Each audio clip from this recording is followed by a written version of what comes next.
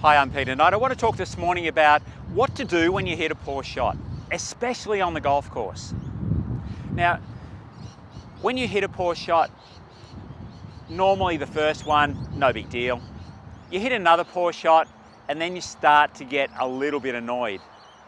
And then maybe another poor shot and all of a sudden the dummy's out, the clubs are out, and the rest of the round's a misery, not just for you, but also for the people who you're playing with.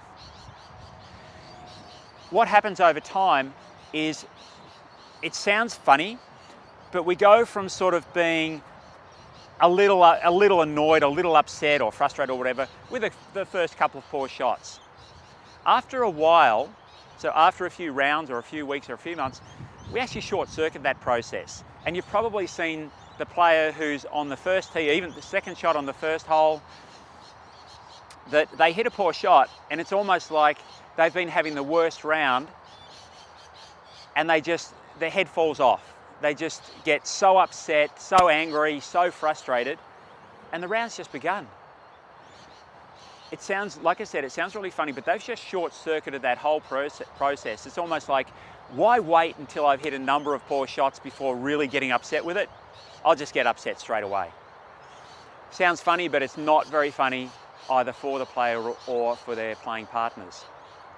And oftentimes, that playing partner will find that will find that their playing partners become more scarce and don't necessarily know why. And often the playing partners themselves don't tell that person, look, we don't want to play with you because you get angry, you get upset, it ruins your day, but it ruins our day as well. You know, we want an enjoyable time on the golf course. Here's what you can do.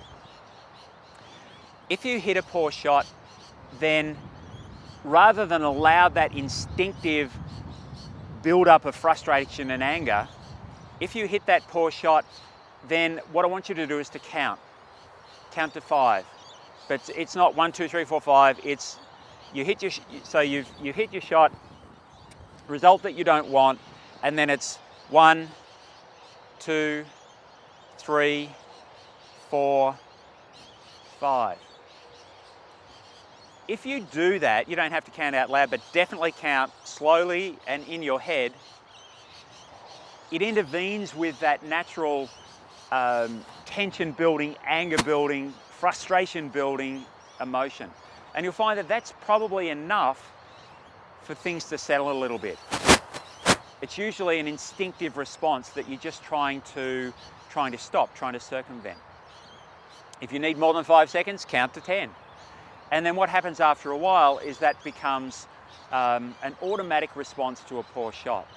Now, it doesn't mean that you don't care about that shot, but if you've allowed that anger to not arise, then after you've counted to 5, or if you've counted to 10, that's the time that you might sort of think, okay, what happened on that shot? Or what did I want happen, which is an even better question. But you're in a much better emotional state to be able to ask that question in the first place. So if you do have issues with controlling anger or anger responses to golf shots or frustration responses, we all do, then use that count to 5, count to 10. After that time, then assess what it did, because you're going to be in a much better mental, a much better emotional state to do so. And that should make a big difference to your golf and also the golf of the people that you're playing with.